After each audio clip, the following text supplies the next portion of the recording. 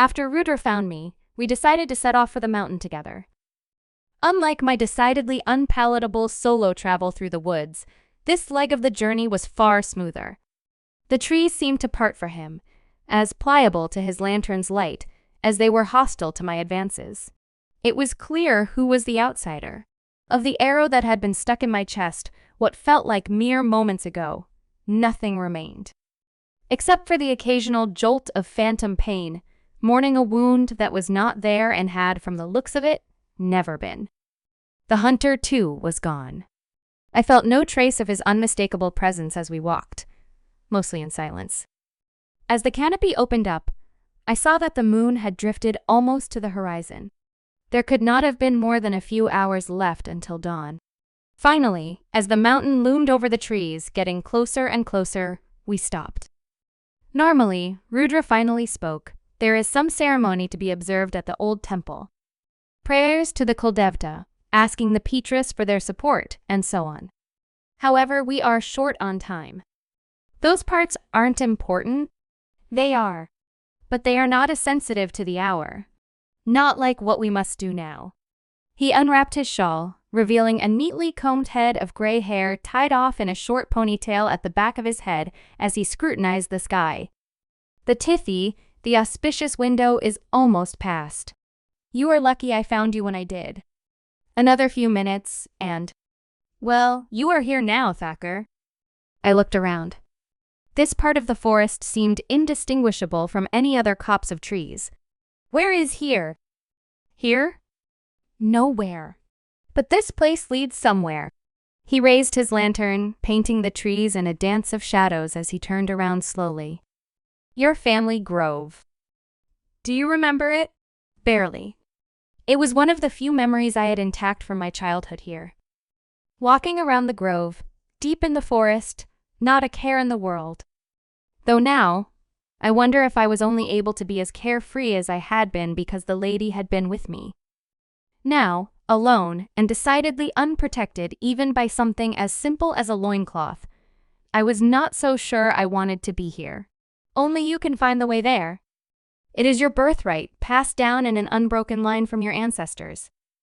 All I know is that the entrance is somewhere around here. All right. I looked around. Every direction looked equally plain and ungrove-like to me. How do I find it? See with yourself, not with your eyes. One of these days, I'm going to sit down and figure out a way to permanently eliminate cryptic metaphors from language. But I decided to heed the kernel of advice hidden somewhere in that statement. For the first few seconds, there was something. Then, I felt it. A slight tug, almost imperceptible, as if someone had tied a thread to my solar plexus. It was pulling me in a particular, not quite approaching the mountain, but tangential to it. I pointed at what I assumed was the end point. There. Rudra nodded, scratching at his stubble as his other hand raised the lantern. I'll follow your lead. We plunged back into the tree line, though this time there were far fewer scratchy leaves or whipping branches to get through. How come I've never seen you before, Rudra? I asked, more to break the uncomfortable silence than any genuine curiosity. There is only so much crunching and rustling you can hear before your sanity begins to fray. I rarely come down from the old temple, my lord. My duties there require my full attention, day in and day out. The temple on top of the mountain? What's up there that's so important? You have never visited? Though I could not see his face, the surprise was evident in his voice. Crumbling buildings are the last place children want to go unattended. I sighed. I suppose my grandfather would have taken me if I'd paid any heed to his invites. When your ancestors first came to this land on orders of the Senna King, they built their first residence on the hilltop. Though it was much smaller and simpler than the present one. More a fort than a palace, really. It was from that fort that the village got its name, Shayagar, the Shadowed Fort. You know a lot. Were you around then? He chuckled, though I suspected more to humor me than out of genuine mirth. I am afraid not, but my family was among the first to come to this land, along with your forefathers. My lineage has served as your family priests for generations, Thacker. We are among your foremost come-ins. More came in time. That's how the village grew, you see. These lands were wilder and more dangerous back then, when the modern age had not pushed the other side into the shadows yet. The wards and powers of your family provided refuge, protection, even justice against them. In exchange, they gave what they could. Service, resources, manpower, loyalty. Why do they still stay? I can understand my family. We are somehow bound to this place. I can feel it myself. But why you? Or Ramlel? Or the others? Trust, oaths, debt, tradition, stability. Old bonds are hard to break, my lord.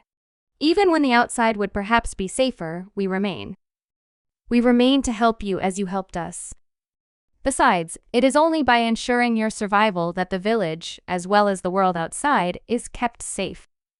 All may not understand the finer details, but they feel this truth in their bones. Right. Well, that somewhat satisfactorily answered the question of why the fuck people were still living here. Where is the fort now? Well, the mountain eventually grew too limited for comfort, so the family moved and built its new manor and estate on the plainlands. Most of the old fort was cannibalized for building materials, though some ruins still exist on the far side. Only the temple was left behind, since the established Murdi could not be moved without attracting great inauspiciousness. A small shrine exists on the present estate, but the temple on the hill still houses the original, awakened god. That is why my family has remained there ever since, tending to the temple and coming down only when summoned. He vaguely gestured at me. Like now. Though I was almost completely sure it was going to end with me tripping, I turned to face him, walking backwards through the trees. So, a temple and a grove? Isn't this a one or the other deal? He shrugged, the light of the lantern bobbing up and down. All we know is that it has existed at least as long as we have here. In fact, wait! I held up a hand, scanning the surroundings. The tugging sensation in my chest had abruptly stopped, replaced by a definite sense of grounding and solidity. Correctness, so to speak. We're here. No sooner had I finished speaking than something materialized out of the darkness before us. A thick, interlocking array of branches, leaves, and roots rising from the ground and curling from the trees, joining into a thick wall that rose up to the forest's canopy itself. Rudra walked up, laying the lantern on the ground as he felt the rough bark with both hands. Yes. He laid his ear against the wall as if listening for something. Yes, we are here. The ring hummed softly on my finger, glowing with an almost imperceptible light. As soon as I laid it against the wood, something sparked deep within its core. The branches uncurled and retreated into the darkness, reknitting to clear a small crooked portal into the grove beyond. Inside, it was even darker than in the rest of the forest. But it was not a hostile, foreboding darkness. It was lighter, more welcoming, the shadow of secret meetings and comfortable hiding spots. A carpet of glowing moss and lichens carpeted the ground, bathing it in a thin green glow. Above them, ancient trees spread their branches at the sky, looming over and above each other, a never-ending struggle to reach the light in the dense growth. It was also chilly, more so than the already crisp air on my bare skin. A thin, misty fog shifted lazily among the trunks, wafting like so many beckoning fingers. We pressed on, the makeshift archway sealing shut behind us. As we plunged into the grove itself, all remaining sounds faded away, replaced only by the occasional clanking, tinkling, and whispering melody. Rusted bells, wind chimes, and talismans swayed on branches, dancing with the mists that swirled around us. Even Rudra's trusty paraffin flame was quickly consumed, casting only a sickly, weak light through the trees. Eventually, he turned it down, letting the glowing undergrowth guide our path. This place is different from what I remember. I touched one of the trees for support. Its bark was hard, almost like iron or steel, and incredibly cool. It seemed to almost quiver at my touch. Some of the bark was carved with writing, Though it was in familiar Devanagari script, the words were not any I recognized as Hindi, Bengali, or even Sanskrit. Many places can take on different airs at night, Thakur. But this is more than that. The Vodka is reacting to your presence and the ritual itself. It is taking on its naked, true form, revealing itself just as you reveal yourself. Almost on cue, the trees fell away from us, revealing a small clearing. In the center, 8 pipal trees, even taller than the rest, grew in a rough octagon around a huge banyan, its canopy stretching out in a bewildering maze of prop roots. An old, worn red thread looped around the 8 trees, spiraling around the trunks, creating a single connective ribbon that barred the way into the banyan's shade. The Raksha Sutra. Rudra touched the thread at a particularly faded spot. It is wearing thin, with your grandfather gone. It is good that we came when we did. The banyan. It is the center of the grove. Legend states that the first Thakur himself planted it, all those centuries back, though no one has found the original trunk in a long time. The canopy is almost impossible to navigate without getting turned around. Your father. Reaching under his shawl, he produced a small bag, withdrawing a small knife from it. He claimed to have seen it, though he could never lead anyone else to it. Planted in the 11th century? But that would make it the oldest of its kind in the world, yes. About double the age of the oldest known banyan today. We keep this one a secret, as you can tell. Whispering a small prayer over the knife, he reached up and cut a small knot on the end of the thread. Almost instantly, like knocking down a house of cards, the whole ribbon unfurled and flopped to the ground. With a deft, practiced motion, he bundled it up in a single spool before handing it to me. Have you done this before? My father conducted the ceremony for your grandfather, but you can trust my guidance. We train all our lives to assist you in your duties. There will be no failure on my end. The implication was clear. Do not let there be any on yours. A warm sensation in my hand forced me to look. The thread was heating up, not enough to be dangerous, but noticeably. From where my fingers grasped the spool, color was returning to its threads, radiating outwards. Where it touched, frayed ends and weakened weaves repaired themselves, resetting into pristine condition. Even more importantly, the thread itself was glowing. Its red light was visibly bright, even against the eye-watering green monotone of the moss. The sutra is reacting to your presence. With a small bowl of water, Rudra dabbed my forehead, clearing some of the ash. With this water of Tulsi, I anoint you. Okay. What does it do? Just as a sutra on the hand protects a person, the Raksha Sutra of the grove protects the village. Producing another bowl of a reddish paste from his satchel, he began tracing something on the cleared patch of skin. It sustains our wards, empowers our weapons, backs our commands. It is the representation of your authority and protection. It is your very law, enforced upon this land. The wall that keeps them in sight, and the sword that keeps them in line. And you just cut my law off? The ancient magic draws its strength from you, Thakur. There is only so long that the power of your predecessor will sustain it. To continue the protection, you have to bind it anew under your own power. For now, the laws of the ritual will keep them from escaping. Even the strongest cannot violate this sovereign command. If you should fail, however, or tarry too long. Got it. I raised a hand to stop him. What do I do? I have marked you with the sacred yantra. He put away his bowls. The sutra should be ready by now, though it seems to be slower than usual. Perhaps we waited too long to begin. But it will work? I raised an eyebrow. It will work. He pointed at the trees. 108 circumambulations. On the first rotation, tie exactly 10 spirals around each trunk for the protection of the 10 directions. Hold on, 108. And quickly. He nodded. The hour is almost out. We must proceed in time, or else the consequences. His voice died in his throat. At the same time, I felt it too. A cold, spine-tingling sensation that passed as quickly as it came, though it lingered close by, somewhere among the trees. Is something here? With us? I managed. That's impossible. Though his tone did its best to be reassuring, it didn't quite get there. Only members of your family can enter this grove, and they wouldn't leave the manor.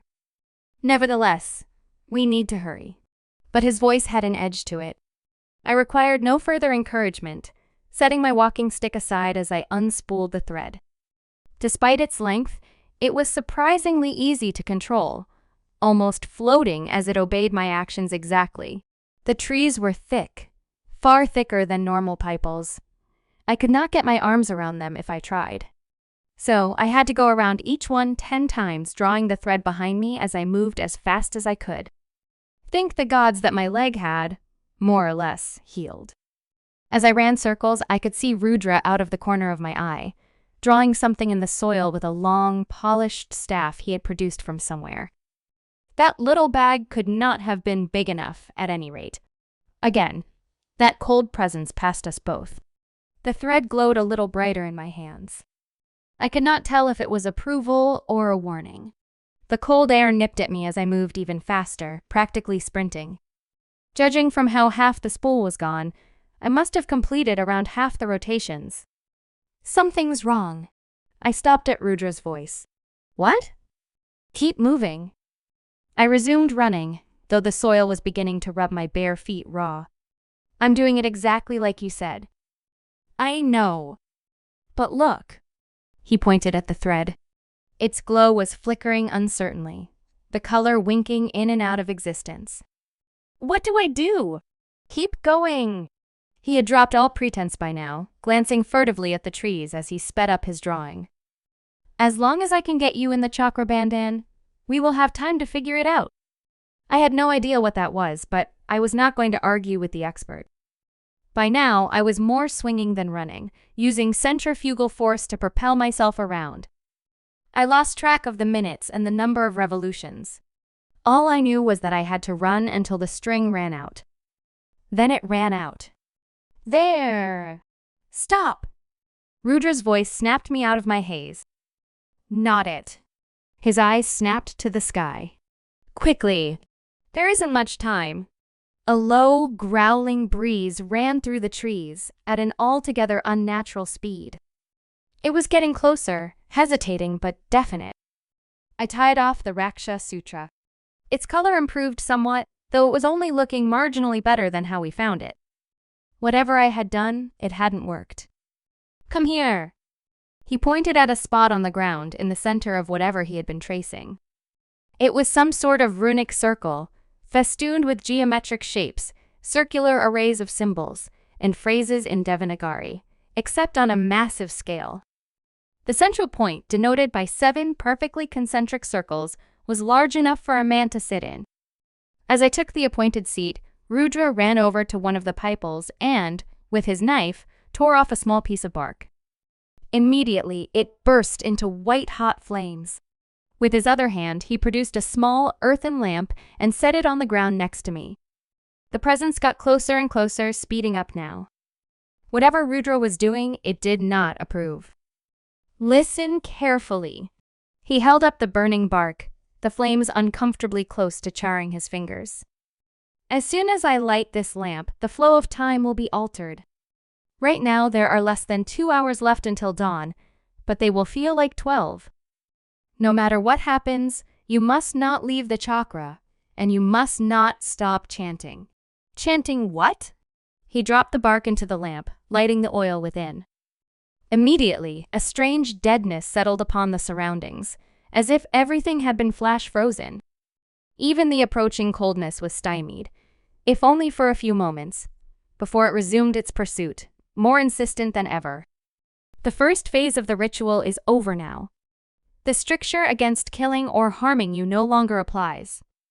Rudra produced a worn manuscript from his bag and thrust it at me. Keep reading. As long as you chant, you are safe.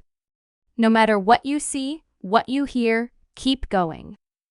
I grabbed the pages, more out of instinct than deliberate will. What about you? I will be fine. Begin.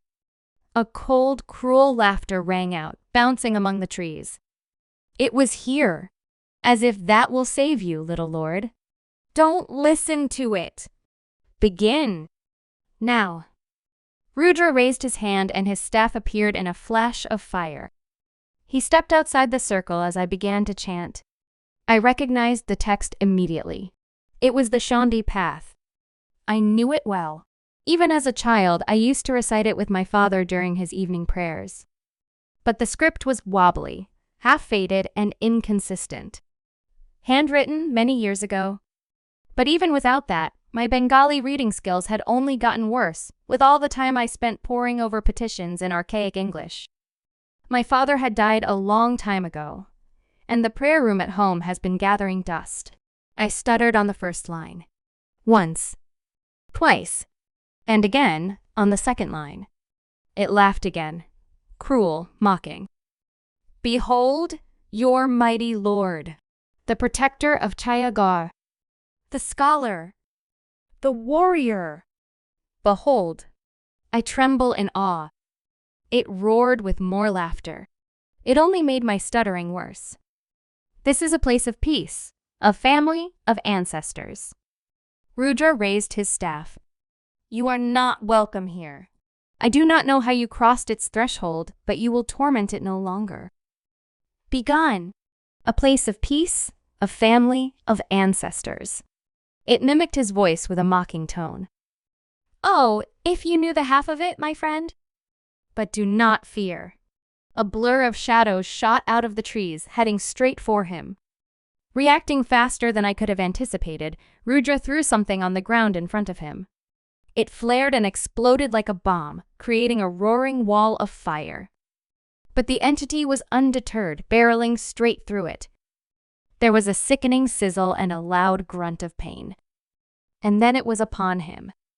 A shadowy appendage punched straight through his chest, tearing a ragged hole as he was lifted and slammed into a tree.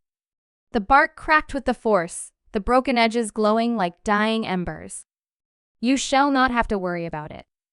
I suppressed the urge to scream, instead concentrating past my thumping heart and stinging eyes and on the text in front of me. The circle glowed faintly around me, though I could tell that it wasn't working like it was supposed to. Half of it, or more, was completely inert. Whether that was because of me or not, I could not tell. And the only person who could was now dying. Rudra spat blood. Then I heard his hands close on something. By fire and steel. Our family's motto. Then he screamed a word. Even now, thinking back, I cannot recall what it was. Only that it resonated, like someone had hit me and everything around me with a tuning fork. Every cell, every molecule, every atom vibrated harshly in reply. Then I almost went blind. His body immolated in a destructive burst of heat and light, covering the entity in roaring fire. For the first time, I heard it scream. And what a scream it was, so loud that it rattled my eyes within my skull and sent blood spurting from my ears. A strangled scream of pain died as I forced it down, trying to concentrate on the shaking words before me. In the corner of my eyes, it thrashed, tearing clumps out of the soil as it attempted to extinguish the fire. I cannot tell how long it was before they died down. I only counted time in pages. 5 had passed when the final embers finally died, replaced by the noise of popping, sucking, and searing as it recovered. Its breathing was ragged, but it had survived.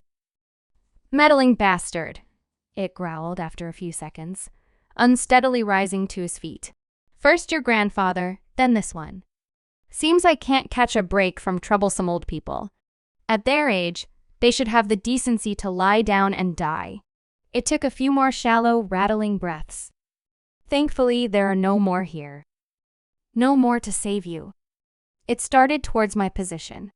Judging from the sound, it was dragging one of its legs. I must admit, when you returned, you had me worried for a second.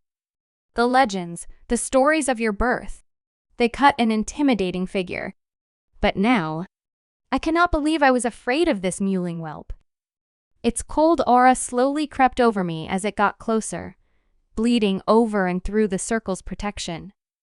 It was no longer the hot pursuit of a chasing predator. It was the ambling sureness of one who had seen that its prey could run no longer. that it was sick. They were right.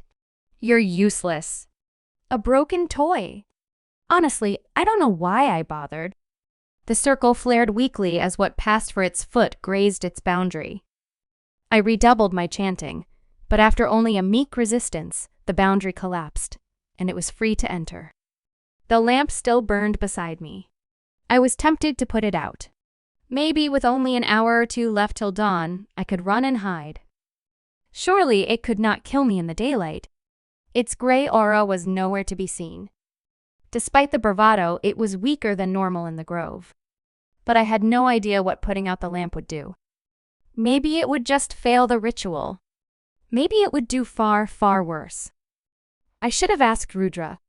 What a disappointment. Unlike the last Thacker. Now, that was prey. Almost dropped me for good, that one. I still killed him, but at least he acquitted his honor. You? He finally reached me, effortlessly choking me with one hand. My voice died as it lifted me up into the air and threw me like a ball. Right at the Raksha Sutra, I crashed straight into it. It tore like wet paper. The pipal trees wailed with an unearthly noise. The remnants of the thread slowly wafted to the ground, already crumbling to dust. I tumbled into the banyan's canopy, my head colliding violently with one of the prop roots. It cracked under the impact. And I saw a crude stone idol at the base of a young tree, glaring fiercely, anointed by blood. A dark-skinned man, clad in simple animal hides, convulsing on the ground. A massive, muscular man, his hair flowing in luscious locks, holding a spear aloft as he leaps into a pit. 5 Triskelion pendants hanging from a branch, swinging in the wind. Well, I suppose I should be thankful. The vision dissolved, replaced only by ringing in my ears.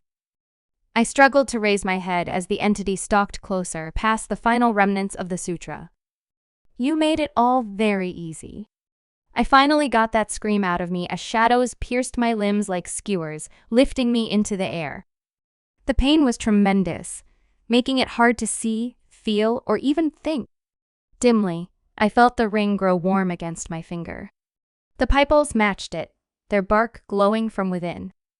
The entity hissed, its outline growing more indistinct.